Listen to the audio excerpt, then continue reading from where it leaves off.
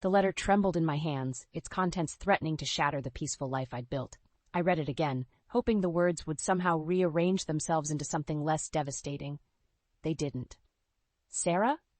Ethan's voice floated up from downstairs. "Everything okay?" I swallowed hard, stuffing the letter into my pocket. "Fine, honey. Just sorting through some old papers." The lie tasted bitter on my tongue. Ethan and I had always prided ourselves on our honesty, but how could I confront him with this? How could I ask my husband of 15 years if he'd been living a double life? I made my way downstairs, plastering on a smile as I entered the kitchen. Ethan stood at the stove, stirring a pot of his famous chili. The domestic scene felt surreal now, tainted by the weight of the secret in my pocket. "There you are," he said, flashing me that boyish grin that had first stolen my heart. "Taste this for me, will you?" I obliged. Letting the spicy flavors dance on my tongue, it was delicious as always. But the warmth of the chili couldn't chase away the chill that had settled in my bones. "Perfect," I managed, forcing a smile. Ethan's brow furrowed. "You sure you're okay, Sarah? You look a little pale." I waved off his concern. "Just tired from work. Nothing a good night's sleep won't fix." He nodded, seemingly satisfied. "Well, dinner's almost ready. Why don't you set the table?" As I laid out plates and silverware, my mind raced. Should I confront him now? Or wait until I had more proof? The letter had been anonymous, after all. But the details, they were too specific to be a random accusation. We sat down to eat, the silence between us growing heavier with each passing moment. Ethan chatted about his day at the office, oblivious to my inner turmoil. "Oh, I almost forgot," he said suddenly. "Your sister called earlier. She wants us to come over for dinner this weekend." I nearly choked on my chili. "Lisa? What did she want?" Ethan shrugged. "Just to catch up, I guess. It's been a while since we've seen her." My grip tightened on my fork. "Lisa." Of course she'd be involved in this somehow. Our relationship had always been strained, but this was a new low, even for her. "I don't think that's a good idea," I said, my voice sharper than I intended. Ethan looked up, surprised. "Why not?" "I thought you two were trying to patch things up." I laughed bitterly. "Patch things up? Lisa's never cared about anyone but herself." "Sarah," Ethan said, his tone gentle, "what's really going on? You've been acting strange all evening." For a moment I considered telling him everything, but the words caught in my throat. Instead, I pushed back from the table, my chair scraping loudly against the floor. "I need some air," I muttered, heading for the door. "Sarah, wait." But I was already gone, stepping out into the cool night air. My hand slipped into my pocket, fingers brushing against the crumpled letter. I pulled it out, reading it one more time in the dim glow of the porch light. The words seemed to mock me now. "Your husband isn't who you think he is. Ask him about July 15th, 2010. Ask him about the cabin in the woods. Ask him about the baby." I closed my eyes, fighting back tears. When I opened them again, I saw Ethan watching me from the window, concern etched across his face. In that moment, I knew our life would never be the same. The perfect marriage, the successful careers, the plans for our future. It all felt like a house of cards, ready to come crashing down. And somewhere out there, I was sure Lisa was laughing. I stood outside Lisa's apartment, my hand poised to knock. The familiar dread I always felt around my younger sister churned in my stomach. But I needed answers, and Lisa was the only one who might have them. Taking a deep breath, I rapped on the door. Moments later, it swung open, revealing Lisa's perfectly made-up face and designer outfit. "Well, well," she drawled, leaning against the doorframe. "If it isn't my successful big sister, to what do I owe the pleasure?" I pushed past her into the apartment, ignoring her sarcasm. "We need to talk, Lisa." She closed the door, her eyes narrowing. "About what?" I pulled the crumpled letter from my pocket, thrusting it towards her. About this. "Did you send it?" Lisa barely glanced at the paper. "I have no idea what you're talking about." "Don't play dumb," I snapped. "It's about Ethan. About a baby. What do you know?" For a split second, something flashed across Lisa's face. Surprise? Fear? But it was gone so quickly, I couldn't be sure. "Sarah," she said, her voice dripping with condescension, "I think you're losing it. Why would I know anything about Ethan's secrets?" I clenched my fists, fighting the urge to shake her. "Because you've always been jealous of what Ethan and I have. You've always tried to come between us." Lisa laughed, the sound grating on my nerves.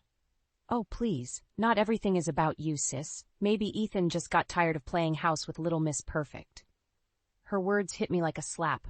What's that supposed to mean? She shrugged, moving to pour herself a glass of wine. Nothing. Just that maybe there's more to your precious husband than you know. I watched her, my suspicion growing. You do know something, don't you? Tell me, Lisa, what happened on July 15th, 2010? The wine glass froze halfway to her lips. What? July 15th, 2010, I repeated. The cabin in the woods, the baby. What do you know? Lisa set down her glass, her composure slipping. I don't know what you're talking about, but I could see the lie in her eyes. You're protecting him, I realized. Why? What hold does Ethan have over you? Get out, Lisa hissed, her face flushing. You're crazy, Sarah. Always have been. Always will be. I stood my ground. Not until you tell me the truth. Lisa's eyes darted around the room, like a cornered animal. Then suddenly she lunged for her phone on the coffee table. What are you doing? I demanded. Calling Ethan, she spat. He needs to know how unhinged his wife has become. I moved without thinking, grabbing her wrist. Don't you dare. We struggled for a moment, Lisa's manicured nails digging into my skin. In the scuffle, a framed photo on the side table crashed to the floor. We both froze, staring at the shattered glass. And that's when I saw it. A glimpse of a photo I'd never seen before, half hidden under the broken frame. I bent down, my heart pounding. It was a picture of Lisa and Ethan.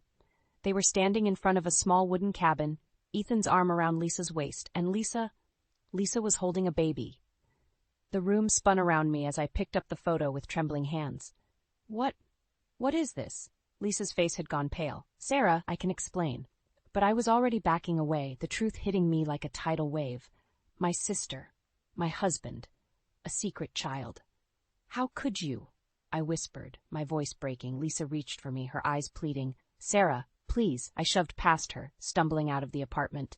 The last thing I heard was Lisa's voice calling after me. Sarah, wait, you don't understand. But I understood all too well. As I ran down the stairs, clutching the damning photo, I realized that everything I thought I knew about my life had been a lie. And the worst part? This was only the beginning. The drive to Ethan's parents' house was excruciating. I gripped the steering wheel, my knuckles white, as Ethan chatted about work beside me. How could he act so normal when our world was crumbling? Sarah? Ethan's voice broke through my thoughts. You missed the turn. I jerked the wheel, making a sharp U-turn. Sorry, I was distracted. Ethan frowned. You've been distracted a lot lately. Is everything okay?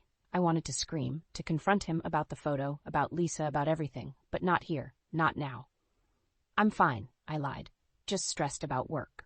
We pulled into Lyle and Martha's driveway, the familiar two-story colonial looming before us. I'd always felt welcome here, but today the house seemed to hold secrets of its own. Martha greeted us at the door, her smile warm but her eyes sharp. Sarah, dear, and Ethan, my boy. Come in, come in. As we stepped inside, I noticed Martha's gaze lingering on Ethan, a silent exchange passing between them. My suspicion deepened. Lyle emerged from his study, clapping Ethan on the back. Good to see you, son. Sarah, you're looking lovely as ever. We settled in the living room, making small talk about work and the weather. But there was an undercurrent of tension, like a live wire running beneath the polite conversation. So, Martha said, setting down her teacup, when are you two going to give us some grandchildren? The question hit me like a punch to the gut. I saw Ethan stiffen beside me. Mom, he said, his voice strained, we've talked about this. Sarah and I are focused on our careers right now. Martha's eyes narrowed. But surely you want children, Ethan. You've always been so good with kids. Something in her tone made me sit up straighter. What do you mean, Martha? She waved a hand dismissively. Oh, you know, he's always been a natural with children. Remember that summer you spent volunteering at the youth camp, Ethan? Ethan's face had gone pale. That was a long time ago, Mom. Summer camp? I asked, my heart racing. When was this? Oh, must have been, 2010? Martha said, her eyes never leaving Ethan's face. 2010. The year from the letter. The year in the photo with Lisa and the baby. Ethan never mentioned a summer camp, I said, fighting to keep my voice steady. Lyle cleared his throat. Perhaps we should change the subject. No, I interrupted, turning to Ethan. I'd love to hear about this camp. Was it near a cabin in the woods by any chance? The room went deathly silent. Ethan's face was a mask of shock and guilt. Martha set down her teacup with a clatter. "I think I need some fresh air," she announced, hurrying out to the patio. I stood up, my legs shaky. "I'll join you, Martha." Outside, the cool air did nothing to calm my racing heart. Martha was leaning against the railing, her back to me. "You know, don't you?" I said quietly. "About Ethan and Lisa. About the baby." Martha's shoulders sagged. She turned to face me, her eyes brimming with tears. "Oh, Sarah, I'm so sorry. We never meant for you to find out like this." "So it's true," I whispered, my world shattering around me. Martha reached for my hand, but I pulled away. "It's complicated, dear. There's so much you don't understand." "Then help me understand," I cried, my voice rising. "Tell me the truth, Martha, all of it." She opened her mouth to speak, but before she could, the patio door slid open. Ethan stood there, his face a mix of fear and resignation. "No, Mom," he said quietly. "I'll tell her. It's time Sarah knew everything." As I looked between them, I realized that whatever Ethan was about to say would change my life forever, and there was no going back. I stormed into my parents' house, my emotions a volatile mix of anger and desperation. The confrontation with Ethan and his parents had left me reeling, and I needed answers. Real answers from the people who had raised me. "Mom? Dad?" I called out, my voice echoing through the familiar halls. My mother appeared from the kitchen, wiping her hands on a dish towel. "Sarah? What's wrong, honey? You look upset." Dad emerged from his study, his brow furrowed with concern. "Is everything all right?" I laughed bitterly. "No, everything is not all right. I need to talk to you both, now." We gathered in the living room, the tension palpable. I paced back and forth, trying to gather my thoughts. "Sarah, you're scaring us," Mom said softly. "What's going on?" I took a deep breath, then plunged in. "I know about Ethan and Lisa. I know about the baby." The color drained from both their faces. Dad's hand tightened on the armrest of his chair. What are you talking about?" Mom stammered. "Don't," I snapped. "Don't lie to me. Not anymore. I found a photo of them together with a baby at some cabin. And Ethan's parents, they know something too. I want the truth. All of it." My parents exchanged a look that spoke volumes. Dad sighed heavily, suddenly looking much older than his years. "Sarah, honey," he began, "it's complicated." "Stop saying that," I shouted, my composure finally breaking. "Everyone keeps saying it's complicated, but no one will tell me what's really going on." Mom reached out to me, but I jerked away. "We were trying to protect you," she said, her voice trembling. "Protect me?" I scoffed. "By lying to me for years? By letting me marry a man who had a child with my own sister?" Dad stood up, his face grave. "It wasn't like that, Sarah. At least she was in trouble. Ethan was trying to help." "Help?" I repeated incredulously. "By fathering her child?" "No," Mom interjected. "Ethan isn't the father. He never was." The room spun around me. "What?" Dad took a deep breath. "Lisa got mixed up with some bad people. She was young, naive. When she found out she was pregnant, she was scared. Ethan, he offered to help her hide until the baby was born." "But the photo," I whispered, "was taken the day Lisa gave the baby up for adoption," Mom finished. "Ethan was there for moral support." I sank onto the couch, my mind reeling. Why didn't anyone tell me? "Lisa made us promise," Dad said. "She was ashamed, Sarah, and we thought it was better if you didn't know. We never imagined it would come out like this." The pieces were falling into place, but something still didn't add up. "But why keep it a secret all these years? Why did Ethan never tell me?" My parents exchanged another loaded glance. Mom's voice was barely above a whisper when she spoke. "Because the people Lisa was involved with, they're dangerous, Sarah. We were all trying to keep you safe." A chill ran down my spine. Safe from what? Before they could answer, my phone buzzed. It was a text from an unknown number. "Stay away from Lisa, for your own good." I showed the message to my parents, watching the color drain from their faces once again. "Oh God," Mom breathed. "They've found her." Dad's voice was urgent. "Sarah, listen to me. You need to leave town. Now. Don't tell anyone where you're going. Not even Ethan." "But—" "No buts," he insisted. "We'll explain everything later, I promise. But right now, you need to go. Please, Sarah. Trust us." As I looked into their frightened eyes, I realized I had a choice to make. Stay and demand more answers, or run from a danger I didn't fully understand. With shaking hands, I grabbed my keys. "I'll call you when I'm safe," I promised. As I rushed out the door, I knew nothing would ever be the same again. The truth I'd sought had only led to more questions, and now it seemed it had put my very life in danger. I paced the living room, my nerves frayed to the breaking point. It had been 3 days since I'd fled my parents' house, and Ethan still hadn't come home. My calls went straight to voicemail, my texts unanswered. The silence was deafening. A knock at the door made me jump. Heart racing, I approached cautiously, peering through the peephole. It was Martha, Ethan's mother. I opened the door, my voice trembling. "Martha, what are you doing here?" Her eyes were red-rimmed, her usually immaculate appearance disheveled. "Sarah, dear, I need to talk to you about Ethan." A chill ran down my spine. "Come in," I said, stepping aside. Martha sank onto the couch, her hands twisting in her lap. "Have you heard from him?" I shook my head. "Nothing. I was hoping you had." She closed her eyes, a tear slipping down her cheek. "He's gone, Sarah. He left a note. Oh, God, I can't believe this is happening again." "Again?" I repeated, my mind reeling. "What do you mean, again? Martha, what's going on?" She pulled a crumpled piece of paper from her purse, handing it to me with shaking hands. "Read it, please." I unfolded the note, recognizing Ethan's handwriting immediately.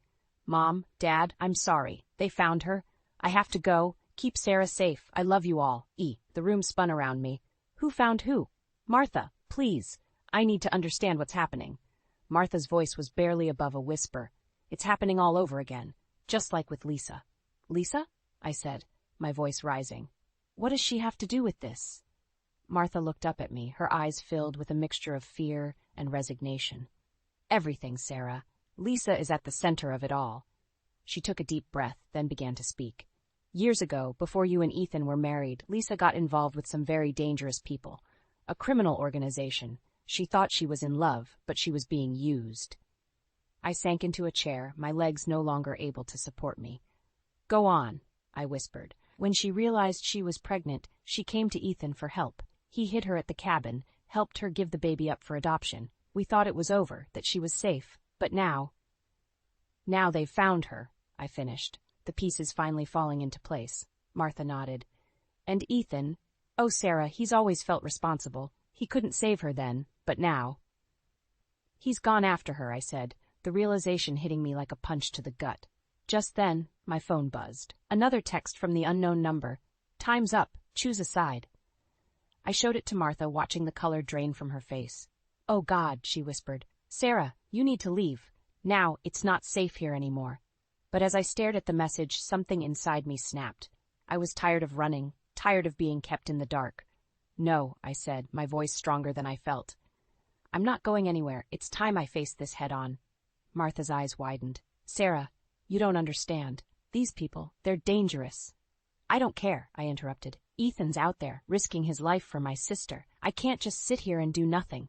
I stood up, a plan already forming in my mind. "I'm going to find them, Martha, both of them, and I'm going to end this once and for all."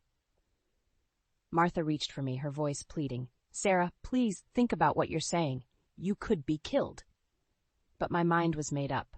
As I looked at Martha's terrified face, I knew I was crossing a line from which there was no return. "I'd rather die fighting than live in fear," I said, my voice steady. "It's time to finish what Lisa started all those years ago." As I grabbed my keys and headed for the door, I felt a strange calm settle over me. Whatever lay ahead, whatever dangers I might face, I knew one thing for certain: nothing would ever be the same again. I stood in Ethan's favorite bar, surrounded by his friends, their accusing glares burning into me. I'd come here hoping for answers, but all I found was hostility. "What did you do to him, Sarah?" Jake, Ethan's best friend, demanded. "He was fine until that night he came home from your parents' place." I flinched, remembering the argument that had preceded Ethan's disappearance. "I didn't do anything. I'm trying to find him, just like you are." "Bull," Sarah, another friend, spat. "Ethan would never just leave, not unless you pushed him away." The unfairness of it all made my blood boil. "You don't know anything about what's going on," I snapped. "None of you do."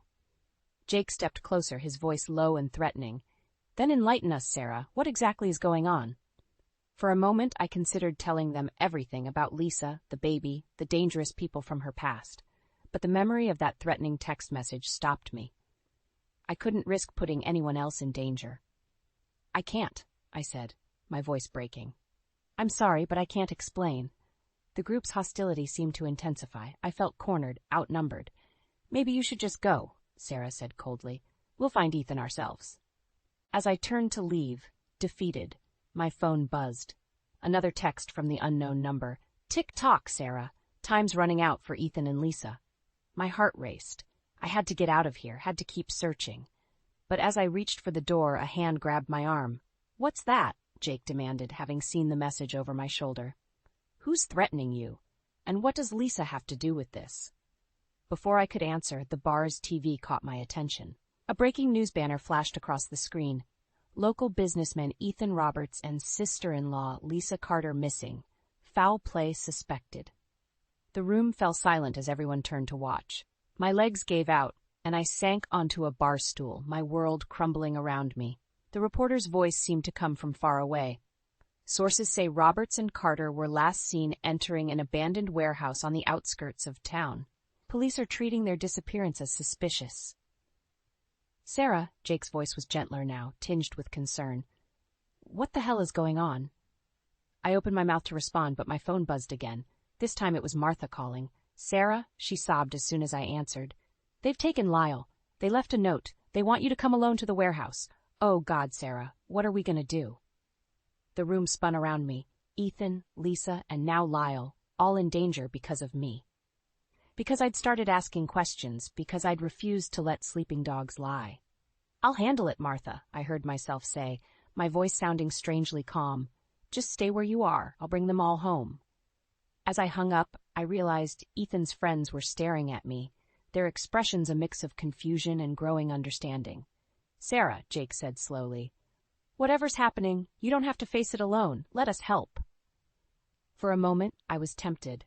But then I remembered the threats, the danger. I couldn't risk anyone else's life. "I'm sorry," I said, standing up. "But this is something I have to do on my own."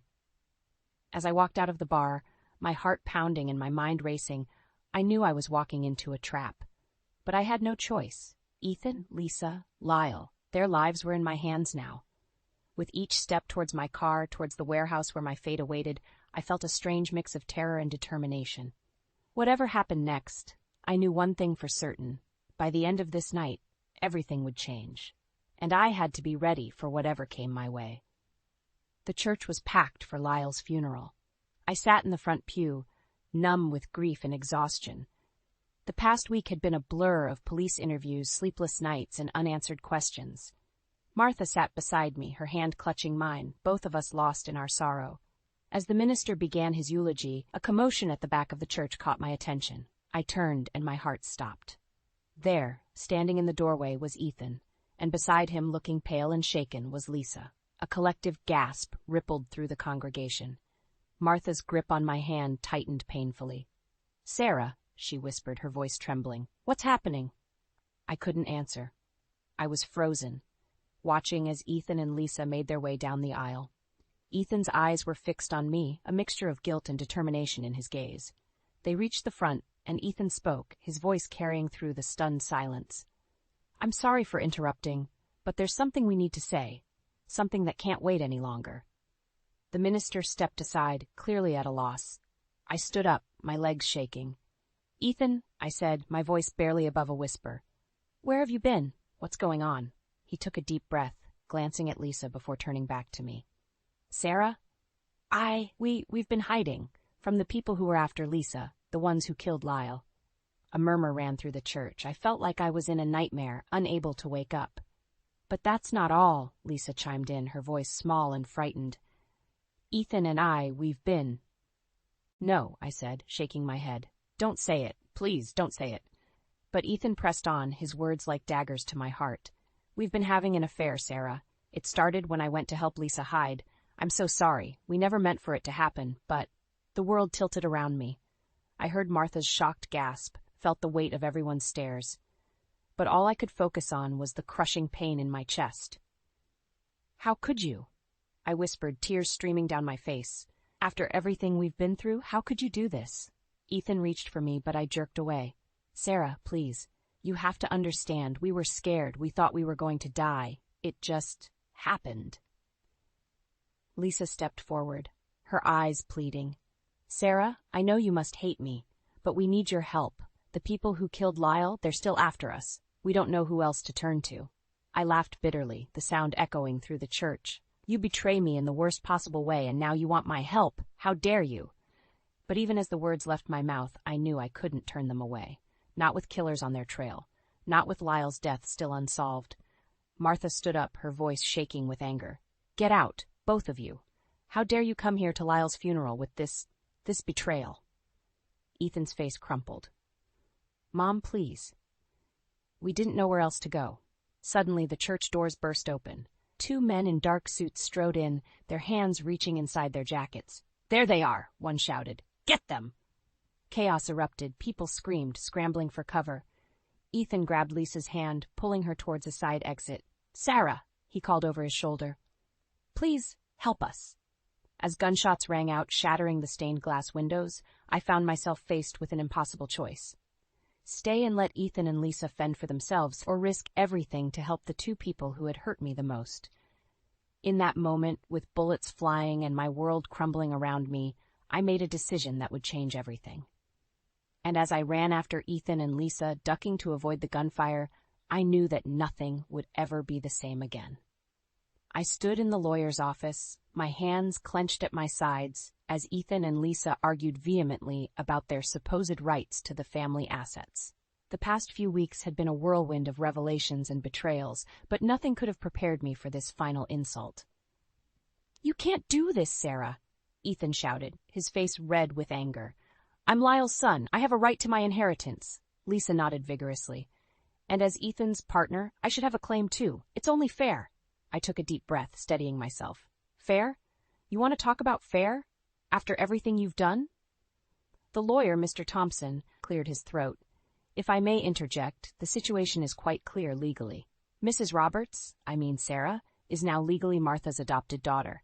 As such, she has full rights to the estate, as per Mrs. Roberts' will." Ethan's jaw dropped.